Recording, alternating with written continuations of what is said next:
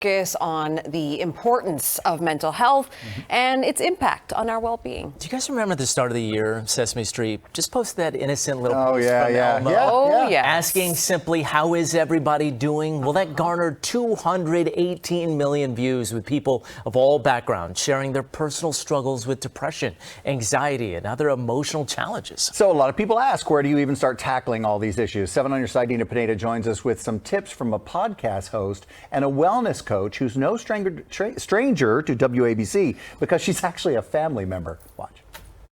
And good morning, 10 team. We really should be talking about it all year, but as you mentioned, this is the month where the emphasis is on mental health awareness, and I'm so glad to be joined by a special mindset expert. She is Jamie Hess. You are a part of the family here because your mother launched her career right here in this building at Channel 7. That's right. My mom, otherwise known as Joan London, Channel 7 Eyewitness News. And I grew up here too. It was not uncommon for me to be seen being cuddled by Sammy Davis Jr. or hanging out with Jim Henson from the Muppets. Everyone would think, you grew up with a famous mom, your life should be perfect. You fell into some dark times, and her coping mechanisms and her mindfulness are going to help all of us. So I wanted to take you to the studio and we'll talk about that. But first I wanted to show you, where your mom started. Let's go see it. Okay. So this is Studio 77, our main studio. This is where she would have been broadcasting along with Bill Butel. I think she was about 26 years old. So let's sit down and talk about what we're here to talk about. Let's do it. Which is May being Mental Health Awareness Month. Yep. You can sit here.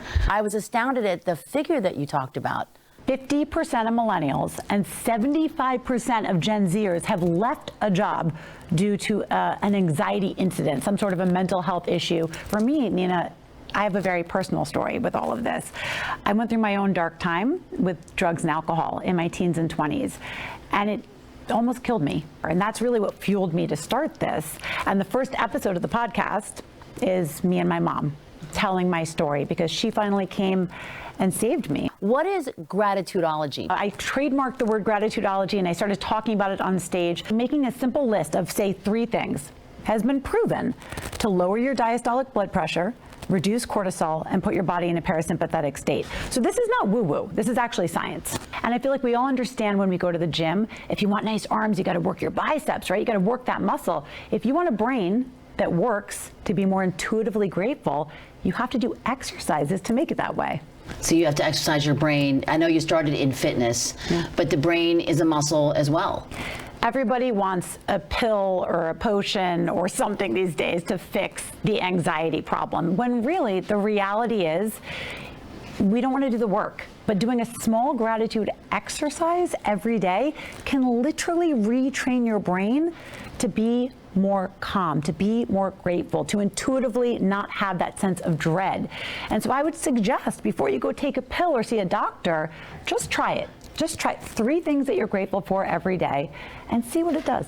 I think that's so helpful because that is something everyone can do starting right now. I truly believe that an attitude of gratitude is the heartbeat of happiness. That is why I'm telling these stories through this podcast.